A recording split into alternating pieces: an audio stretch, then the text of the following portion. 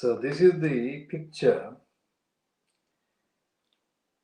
apparently, of the 16-year-old who drowned trying to reach UK, and it is only the Guardian that has got his picture on the front page of Friday, the 21st of August 2020. So we are continuing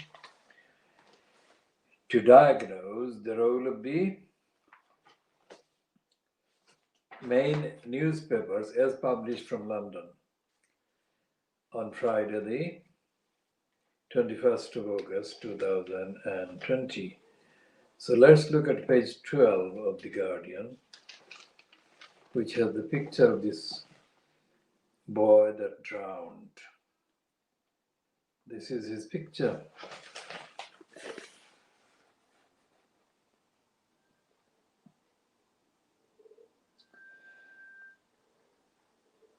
And we shall be discussing this at some length later in this edition.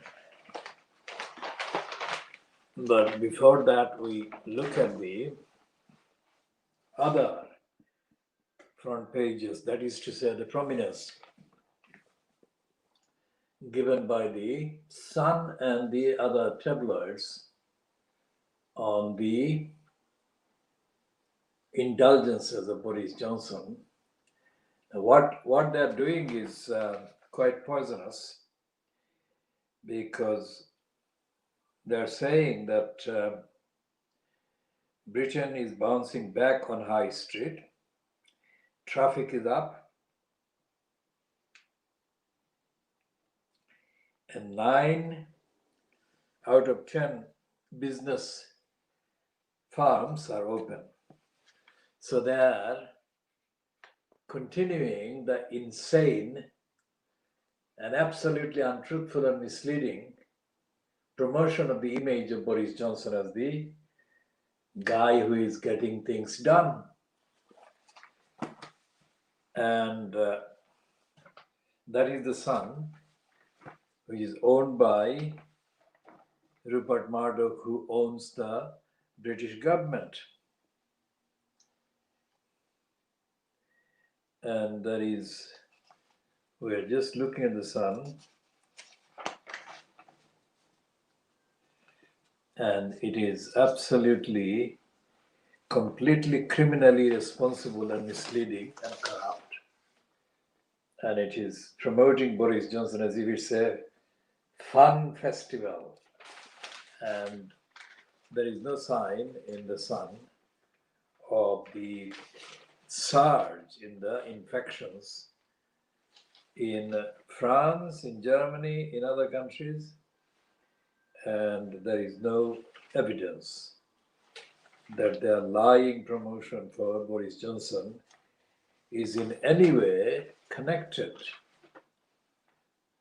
with the reality, because the reality is that Boris Johnson has taken leave of his kind of responsibilities as the male correctly has to confess. And so the Sun has got inside page 6 the story of this boy who Abdul Fattah, who died trying to pedal to England from France. And they're saying that he's not 16, he's aged 28.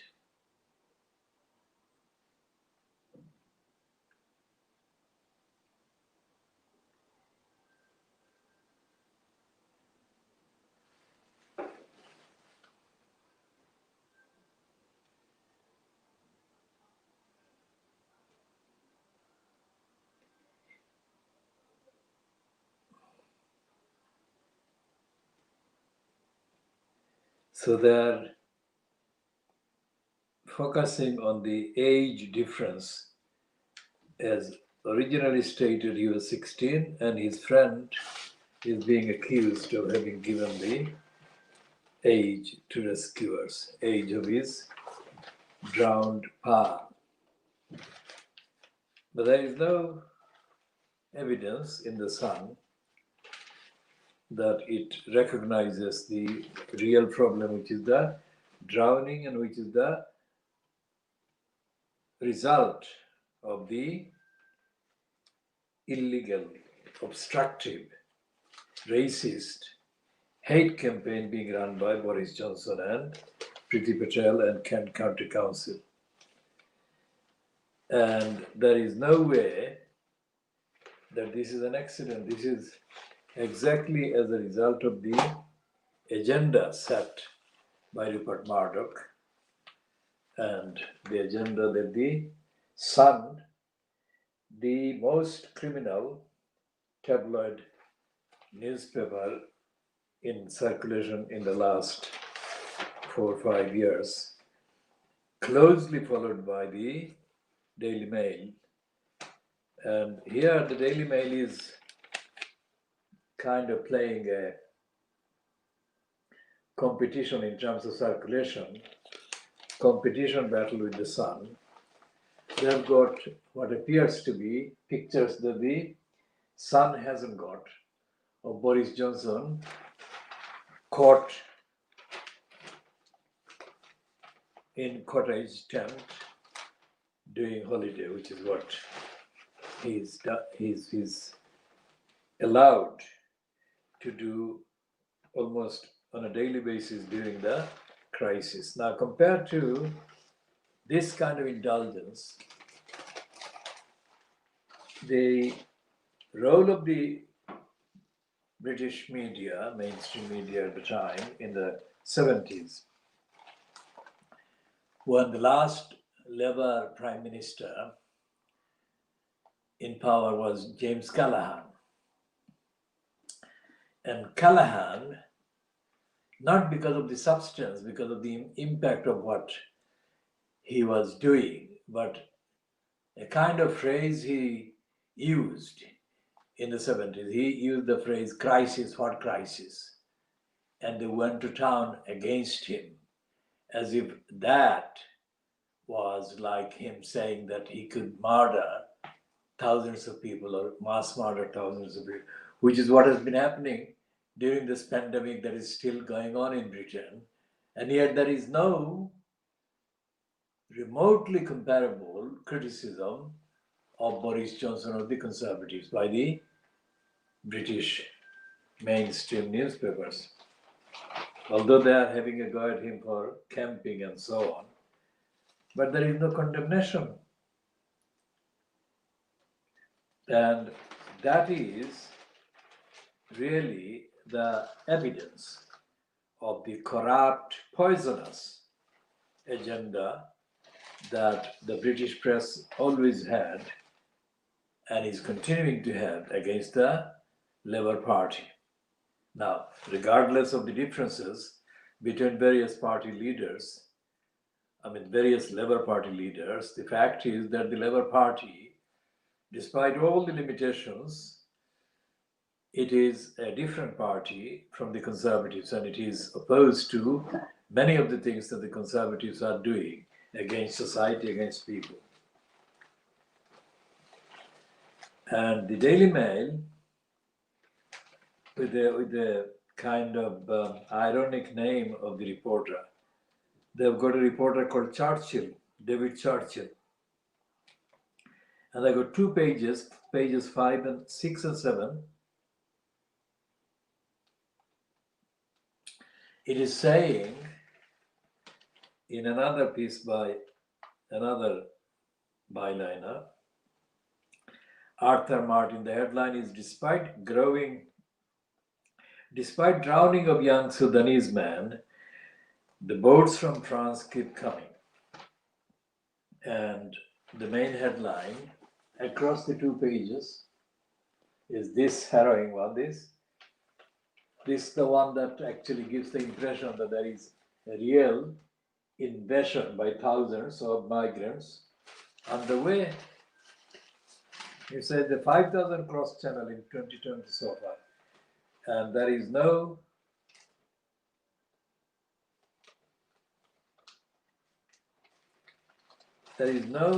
evidence that the Daily Mail bothers about the obligations under the charters, international treaties, international agreements that Britain is under to take a minimum number of migrants or seekers of refugees coming from the countries that these are coming from.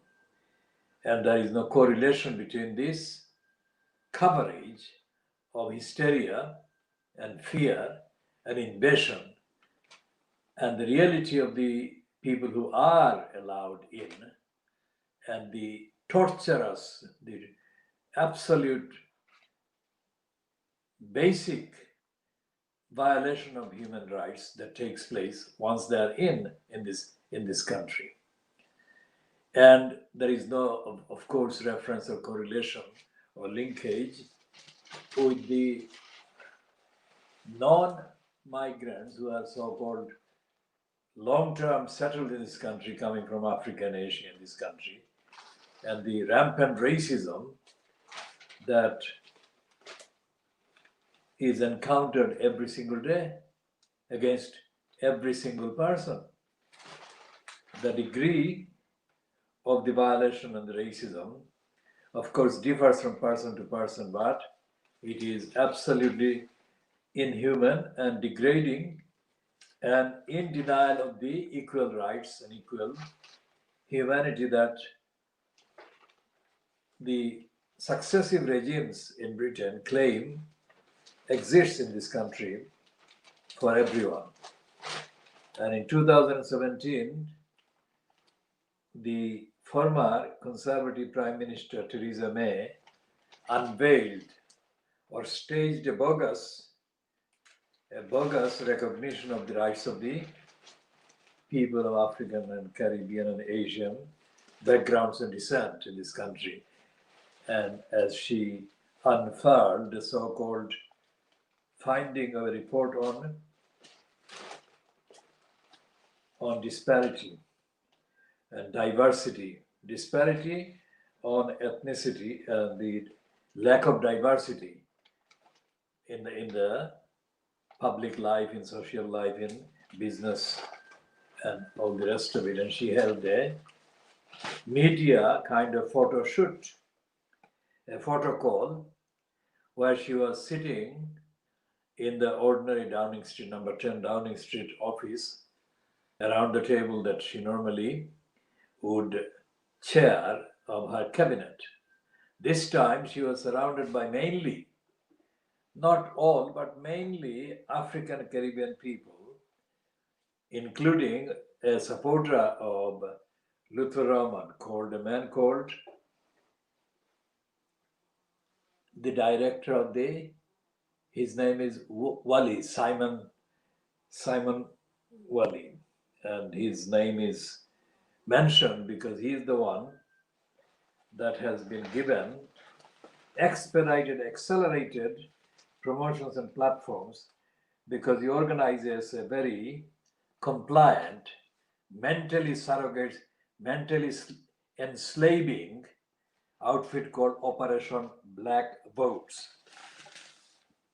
Simon Wali does not represent the organization that is called or should be called Operation Black People's Rights. He says black votes.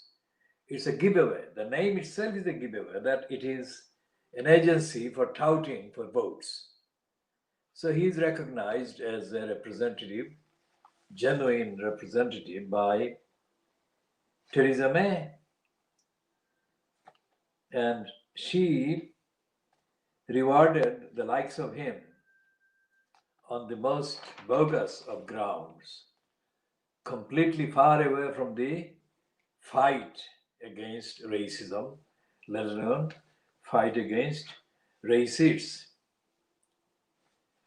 And so therefore there is no recognition in the Daily Mail of the racism that is underlying the deadly current spate of racist attacks against the migrants, and there is no reference today, or there has been no reference this week, to the United Nations founding charters and declarations, to the Refugee Convention of 1951, to the UK's own current so-called anti-discrimination legislation, although they are very significantly watered down, that is weaker in terms of the protection that should be given to people violated on human rights grounds.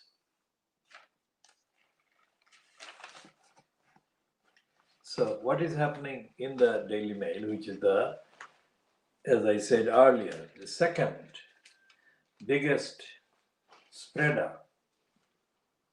of racist hatred after the Sun, it's not blaming the real culprits, which is the British government, the Priti Patel and the Prime Minister Boris Johnson, for the death of this Sudanese, whether he is 16 years old or whether he is 28 years old. Because the reason why the victim attempted to cross the channel to England by stealing a kind of inflatable semi-vehicle from a chalet, according to their report in the papers, is because there is no legal way to cross the channel, lawfully processed for consideration as refugees.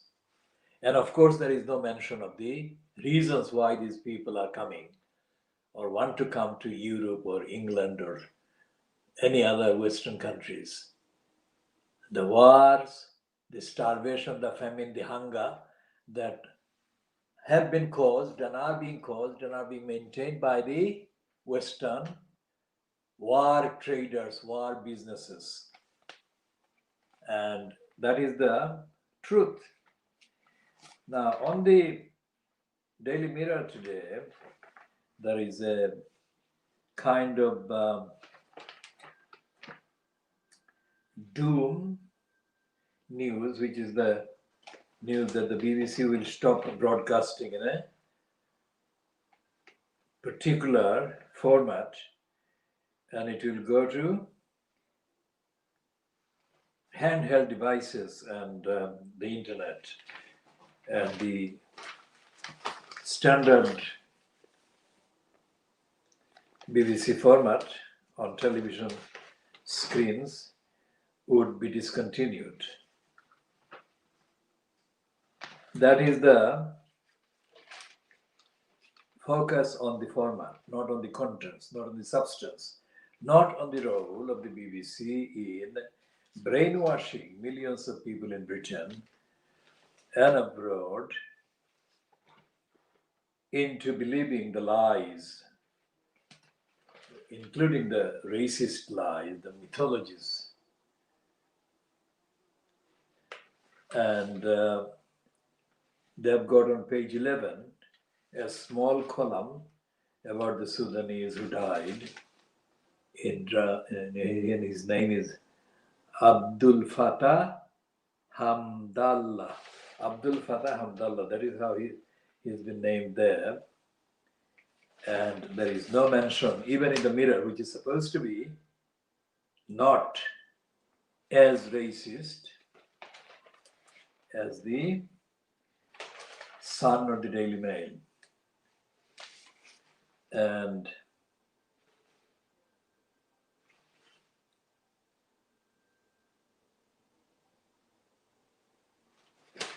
there is a editorial in the Mirror against the evictions and the ban on evictions being lifted on the 23rd of August, which is the Sunday.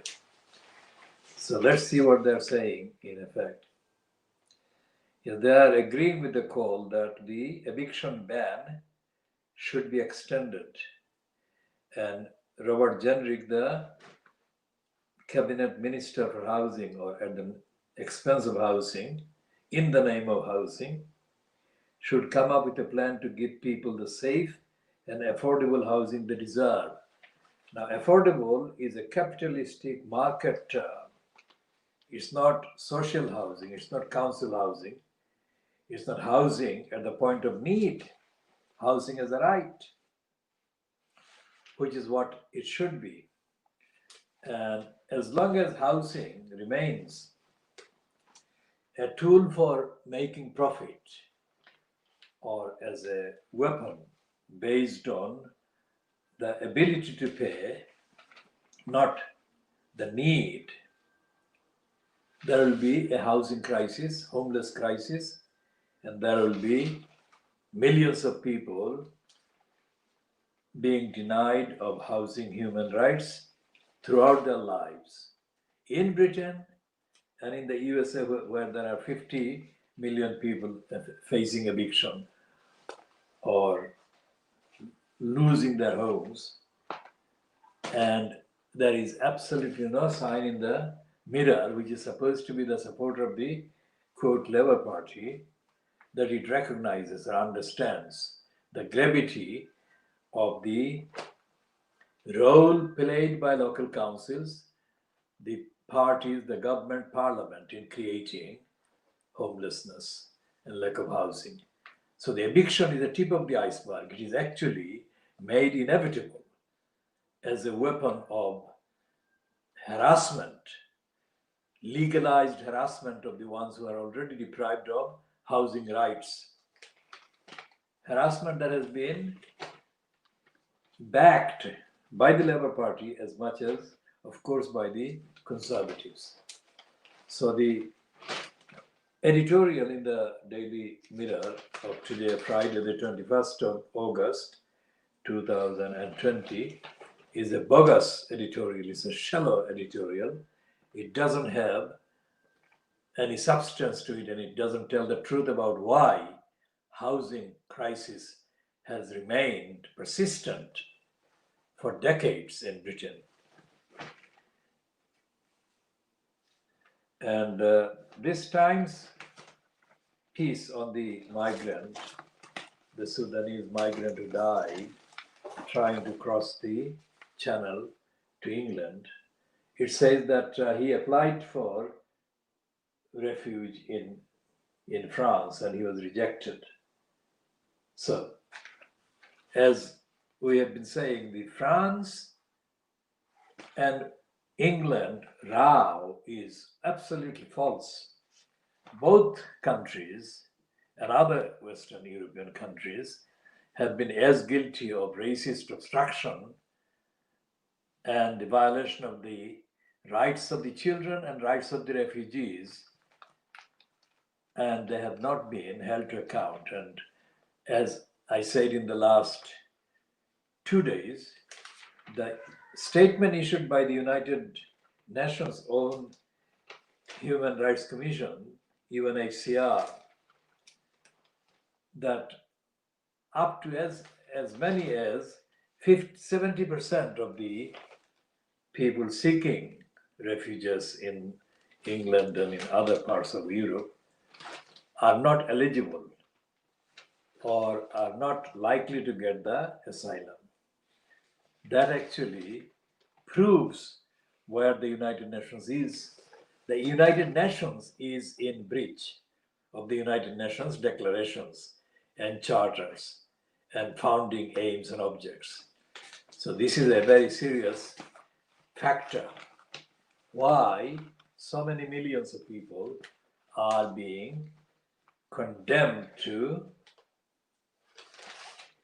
lack of home, lack of human rights, safety in their own homes, why there are 50 million people in stateless, migratory, unstable condition across the world.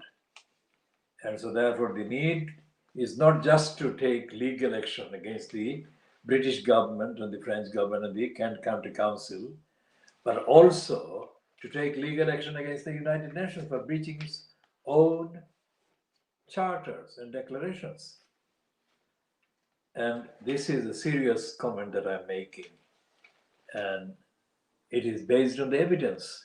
I'm not making it because there is no other comment to make in the context, but the evidence is so stark that without the United Nations being complicit in the racist harassment or obstruction of mainly African and Asian people seeking asylum in the West, these countries would not be as blasé, as brazen, as blatant, and as confident in imposing the wars against the migrants.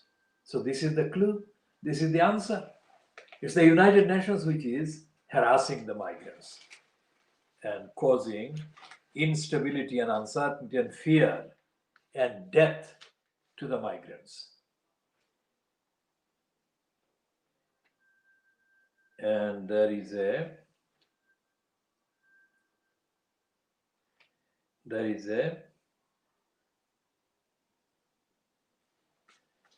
piece in the Times comment page on page 27 by this woman called Lionel Schreiber. The headline is "Positive Discrimination is Racism by Another Name." It is a piece by a clearly racistly brought up person who doesn't know the difference between various factors in both. No wonder that she's been given a space in the Times. If I wrote that same length, the Times wouldn't publish it. And I have written that length and many other lengths, and the Times has not published those as articles in the way that they have done with this Lionel Schreiber. And the reason is the Times is still festering in a racist editorial environment. And their Daily Express, which is the third insanely racist tabloid in Fleet Street, is, of course, not talking about the death of the Sudanese and not talking about the violation of the United Nations Charter. It is still full of the exam fiasco, as they call it, by the conservatives. And there is no recognition, no evidence about concern for the violations of the rights of the people seeking refuges. And Frederick Forsyth, who, as I mentioned at the time a few weeks ago, wrote a piece about Shamima Begum, which on the facts of that piece, in that context, I noted. But now he is having a go at the Black rights movement and calling them bigots, and is calling them bigots of hatred and comparing them with the racists or the worst forms of racists against whom the Black Lives Matter movement arose. And the rest of the Daily Express is full of the usual bogus kind of hysteric rubbish that it uses to brainwash the gullibles and the already predisposed ignorant people who are there to jump on the next piece of racist garbage, and they can say that I read it in the Express. Now the Guardian, which is the one that has got this Sudanese, the picture of this Sudanese man who drowned, we have been told that he was a 16-year-old, but now we are being told that he was a 28-year-old because the papers found by the rescuers show that he was age 28 and he was a Sudanese. The refugee who died trying to reach UK is identified, and on page 12 of The Guardian, they've got pages 12 and 13, the double pages devoted to a few aspects of the crossing from France to England, or from the mainland and the island of England, or island of Britain. So they've got various originating countries, so Libya, Sudan, Egypt, Italy, Spain, France. These are the countries that he came from. He came from Sudan, so he came from An Nahud. So there he is being shown as coming from there to Tripoli in Libya, and then Italy, and then France, and then he tried to cross from France to England, and he drowned.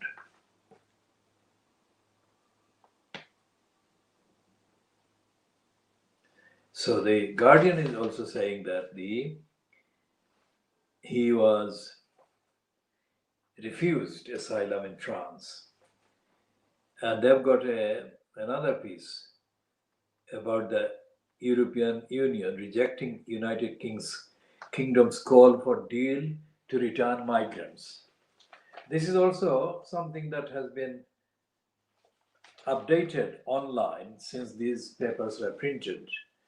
About they were printed about 12, 14 hours ago, and this line is quite a surprise, because this refusal by the European Union to accept the UK's request for a deal on returning migrants shows that Boris Johnson and Nigel Farage and others have not got or taken back control, which is what the slogan was, in their insane, impractical, illegal, and racist campaign for Brexit.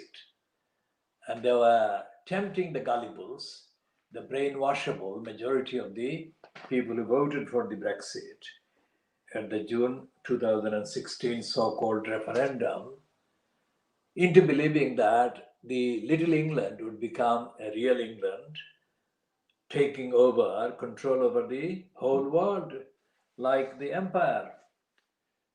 So this Guardian piece about the European Union refusing the UK's, well, rejecting is the word they're using. The EU negotiators have rejected a request for a migration pact that will let the UK return asylum seekers to the bloc, that is the European Union.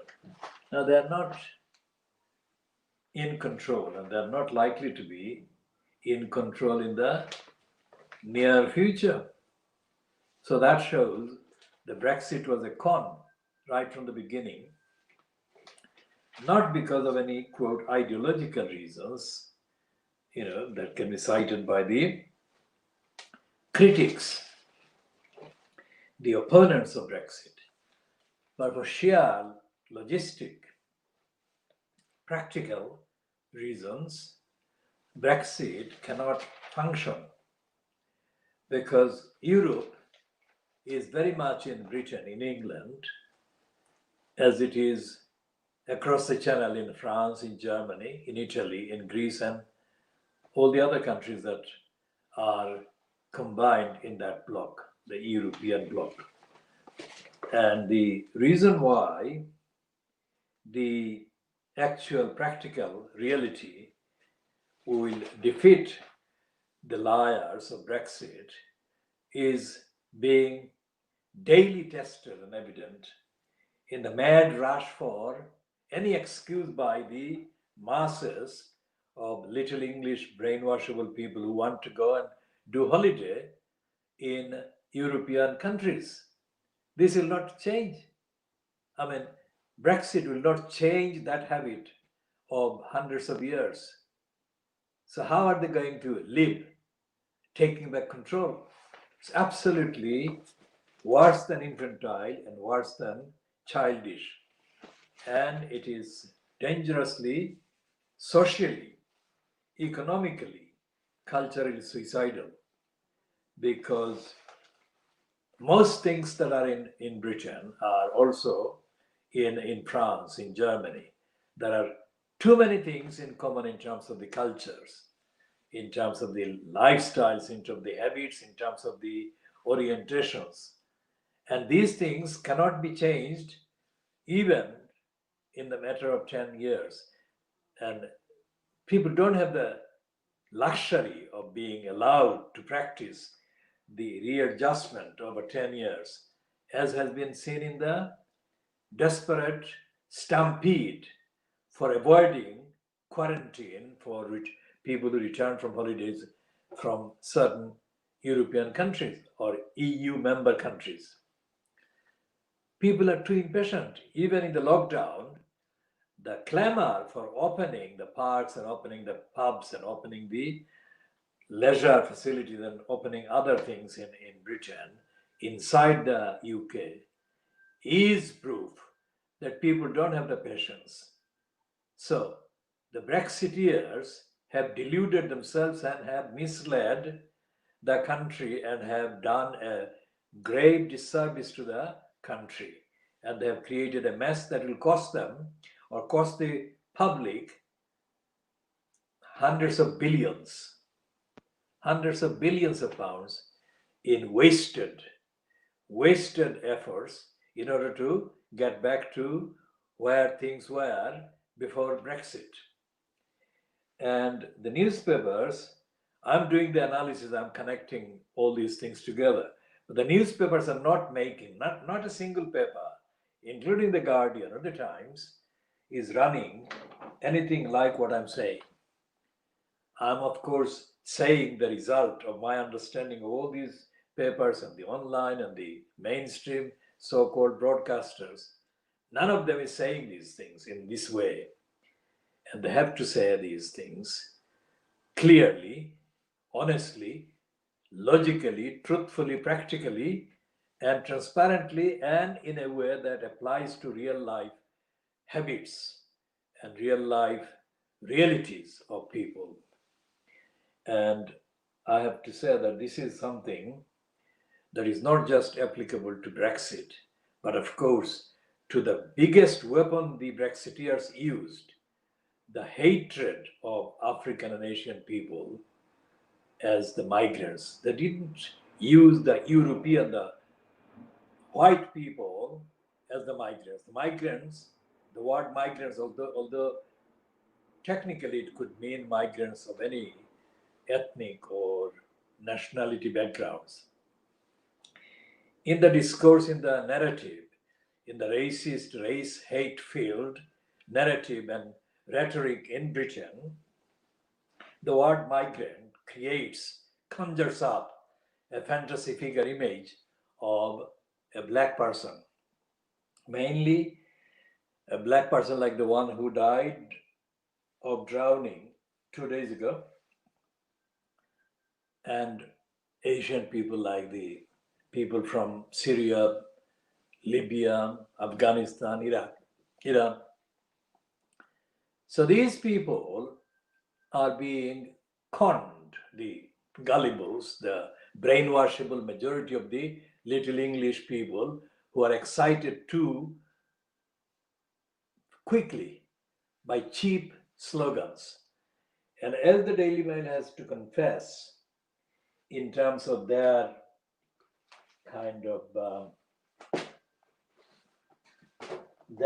agenda in terms of fighting the circulation war against the Daily Sun, Boris Johnson is he's worse than a laughing stock.